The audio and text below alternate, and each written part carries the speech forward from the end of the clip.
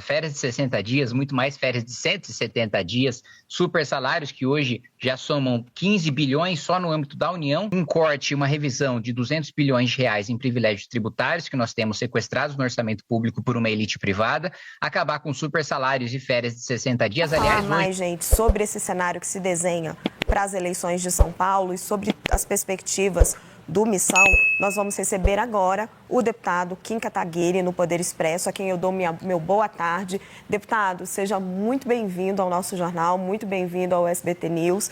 Deputado, no sábado o senhor anunciou que estava desistindo de concorrer ao governo do estado de São Paulo. Eu queria que o senhor explicasse aqui para os nossos telespectadores os motivos da sua decisão. Boa tarde, Landim, boa tarde a todos os espectadores. Bom, a principal razão, né, da minha mudança de planos em relação ao governo do estado de São Paulo é a constatação de que o Renan vai vencer as eleições, que ele precisa de uma pessoa que saiba coordenar ao mesmo tempo a escolha de uma equipe econômica para dar robustez, para dar credibilidade, para dar respaldo ao programa desenhado, nosso programa de governo, nosso programa de partido, que é o chamado Livro Amarelo, e ao mesmo tempo tenha experiência dentro do Congresso Nacional para articular a aprovação dessa agenda econômica. Todos, aliás, o Stuhlberger, né, um dos gestores de fundos mais respeitados do país, disse algo que é muito verdadeiro.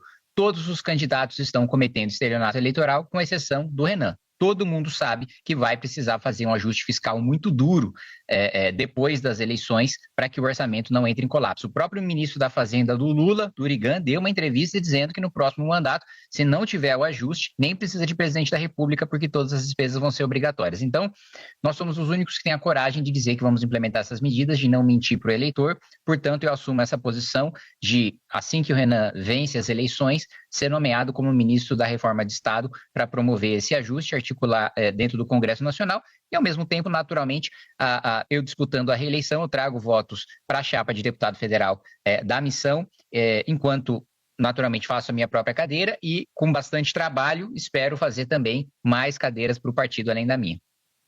Deputado, vou chamar nosso analista Eduardo Gaia para participar da nossa conversa. Oi, deputado, muito boa tarde para o senhor.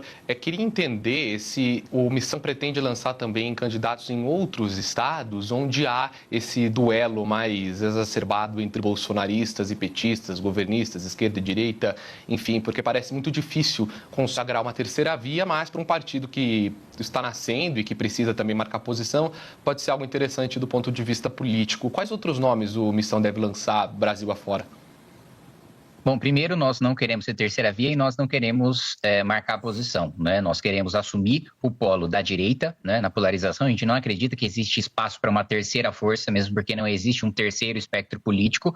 Nós somos os legítimos representantes da direita, que, diferente de Jair Bolsonaro e de Flávio Bolsonaro, não estamos envolvidos em escândalo de corrupção, nunca estivemos em festas em Trancoso com o Vorcaro e nunca traímos os ideais da direita promovendo rombo fiscal com PEC kamikaze, nem nomeando petista para a Procuradoria-Geral da República. Então, nós queremos ocupar o nosso lugar de direito de polo da direita em substituição ao Flávio Bolsonaro, que seria a mesma coisa que entregar o Brasil de volta para o PT. Apoiar Flávio Bolsonaro nessas eleições, acho que isso está muito claro, até para os próprios bolsonaristas que admitem isso nos bastidores, é entregar o Brasil para o PT. E do outro ponto, não queremos marcar posição, nós queremos vencer as eleições e, por mais que sejam eleições improváveis, as dos nossos pré-candidatos ao governo, da mesma maneira que o de Renan Santos, nós acreditamos que é plenamente possível vencer.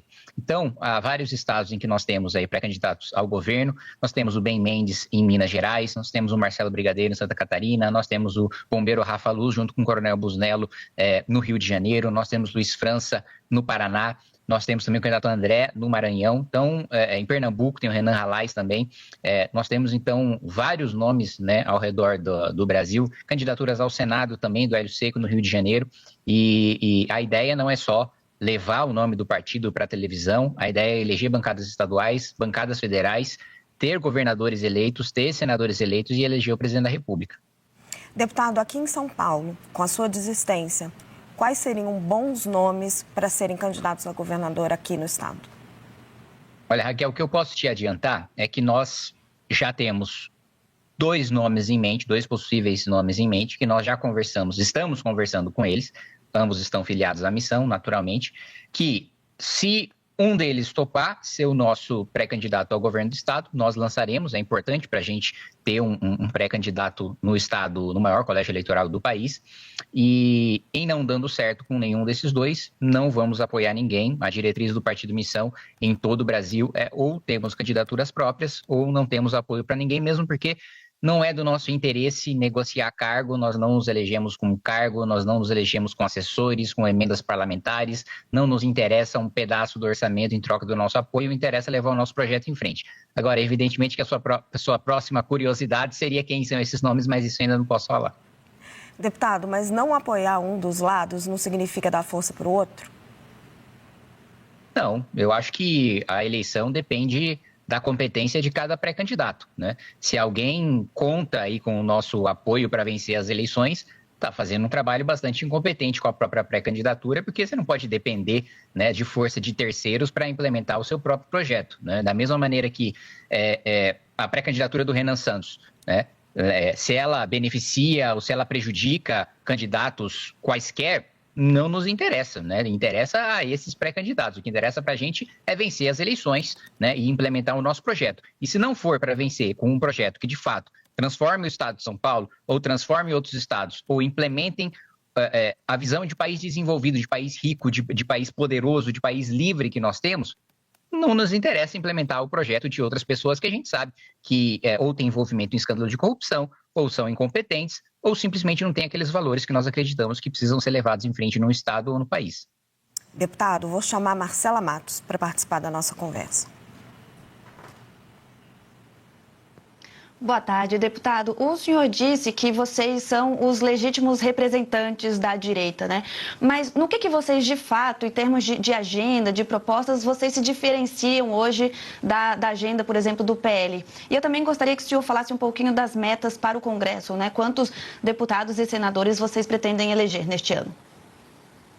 Bom, primeiro, em relação a valores, né, nós somos honestos, nós não estamos envolvidos em escândalos de corrupção, diferente do Valdemar da Costa Neto, que foi preso no mensalão, e do Flávio Bolsonaro, que recebeu dinheiro de Daniel Vorcaro, nós não temos nenhum envolvimento disso. Em relação ao programa, não tem nem como a gente apontar as diferenças entre os nossos programas para defesa, meio ambiente, saúde, educação, economia, porque não existe programa do PL para comparar.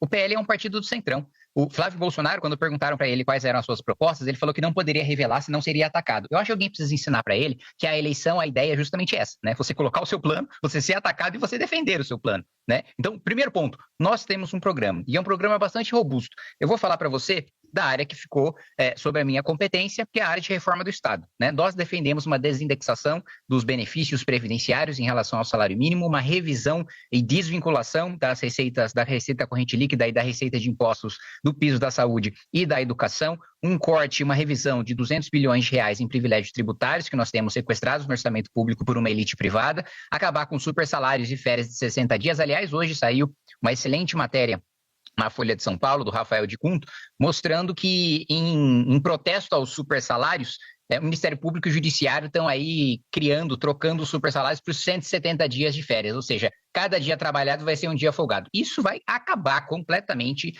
no nosso governo, né, quando o Renan Santos foi eleito presidente da República. Férias de 60 dias, muito mais férias de 170 dias, super salários que hoje já somam 15 bilhões só no âmbito da União, sem contar os estados, sem contar as carreiras jurídicas de alguns municípios também no Executivo, que acumulam esses super salários. Revisão de emendas parlamentares, nós vamos desvincular as emendas parlamentares também da receita de impostos. Não faz sentido o incentivo do Congresso Nacional ser arrecadar cada vez mais. Quanto mais o país arrecada, mais emenda você tem. Não, a gente vai vincular as emendas às despesas discricionárias. Então, quanto mais despesa obrigatória o Congresso Nacional cortar, quanto mais ajuste, quanto mais responsável for o Congresso, mais emendas vão existir. Óbvio que no nosso mundo ideal, nós acabaríamos com emenda, não é papel do parlamento executar o orçamento. Mas, como nós não temos essa realidade política, vamos utilizar o incentivo que hoje o parlamento tem, que são as emendas, para algo republicano, por mais que não seja a intenção do parlamento.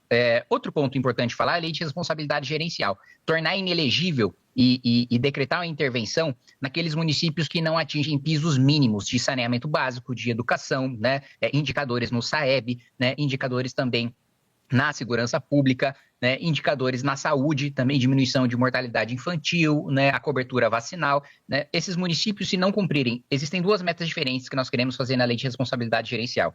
O primeiro piso é em relação ao piso civilizacional. Todo município precisa ter um nível básico de qualidade. Quem não atingir, o prefeito vai se tornar inelegível, durante 8 anos não vai poder disputar as eleições, e se o Estado ficar muito grave naquele município, nós vamos decretar intervenção federal numa nova hipótese que a gente pretende colocar na Constituição.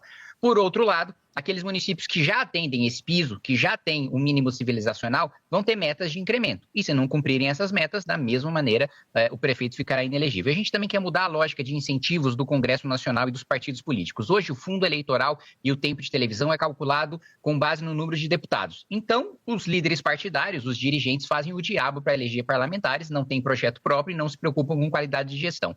A gente quer vincular o fundo eleitoral e o tempo de televisão à gestão dos prefeitos. Quanto melhores forem os indicadores das cidades administradas por aquele partido, mais fundo eleitoral e mais tempo de TV ele vai ter. Então a gente vai utilizar um incentivo não republicano, que os partidos querem cada vez mais ter verba para campanha, cada vez mais ter tempo de televisão, para um fim republicano. Quanto melhor eles administrarem a população, mais recursos eles vão ter. Rapidinho as administrações vão mudar radicalmente. Eu poderia continuar falando aqui para você em relação à defesa, em relação ao meio ambiente, em relação à infraestrutura, construção de uma malha ferroviária aí de pelo menos mais 20 mil quilômetros. Eu poderia falar para você de qualificação em nível técnico, mas eu acredito que nós não temos tempo suficiente nessa entrevista para colocar aqui as mais ou menos 300 páginas que nós temos de livro amarelo. Então, só para colocar para você, nós temos programa, nós temos ideias. O PL é um balcão de negócios. O PL é... E eu já escutei isso, vou te falar uma frase interessante que eu escutei de um deputado bolsonarista. Os bolsonaristas dizem o seguinte: Kim, nós construímos um prédio enorme no terreno da nossa sogra.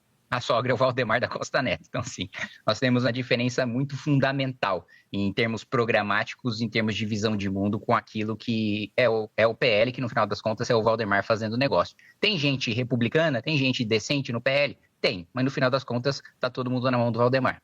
Deputado, o senhor tem buscado nomes para a equipe econômica do Renan Santos. Quem seriam os economistas que iriam auxiliar Renan Santos no seu programa econômico? Bom, eu comecei agora, né?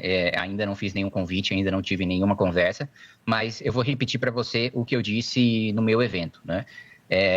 Mais uma vez, repetindo, não convidei, não conversei com essas pessoas, mas o meu mandato inteiro eu me inspirei, eu li os artigos, li alguns livros de pessoas como o Marcos Mendes, o Marcos Lisboa, economistas do Plano Real, né? O Pércio Arida, né? Estive, inclusive, pessoalmente um tempo atrás num debate no CDPP junto com o Pércio Arida. Aliás, boa parte do programa econômico do Partido Missão se baseia no trabalho do CDPP, que tem também a Ana Carla Abrão, outro nome também bastante importante, acho que já falei do Marcos Mendes, falei do Marcos Lisboa, da Zeina Latif também, que foi economista, foi secretária de Estado, foi economista-chefe da XP. Eu colocaria ali também a Laura Miller, a professora Laura Miller do INSPER, que acho que tem uma pesquisa voltada, a economia voltada ao enfrentamento à pobreza bastante importante também, foi secretária de Estado.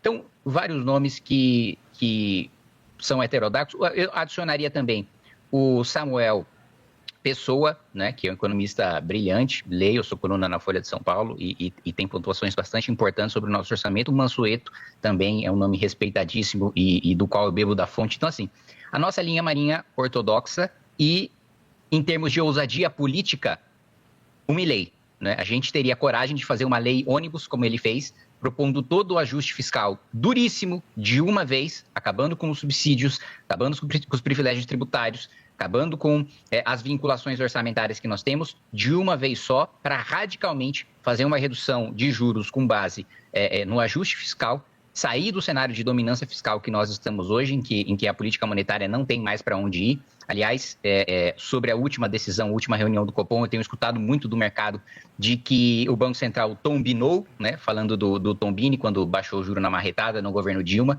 e eu concordo com essa avaliação. Acho que a gente, promovendo o ajuste muito radical, dando um choque de credibilidade para o país, a gente não só consegue reduzir juros, porque todo mundo vai ver que a gente vai ter capacidade no longo prazo, sustentabilidade fiscal, para poder pagar nossa dívida, e, portanto, a gente vai conseguir financiar o Estado a juros mais baratos, ao mesmo tempo que a gente dá credibilidade para investimentos estrangeiros também. Quero agradecer muito ao deputado Kim Kataguiri pela sua entrevista aqui ao Poder Expresso. Deputado, seja sempre muito bem-vindo. Já fica aqui um convite para uma próxima. Muito obrigada. Uma boa tarde para o senhor. Boa tarde e já fica aqui meu aceite para o próximo convite. Um abraço. Obrigada, deputado.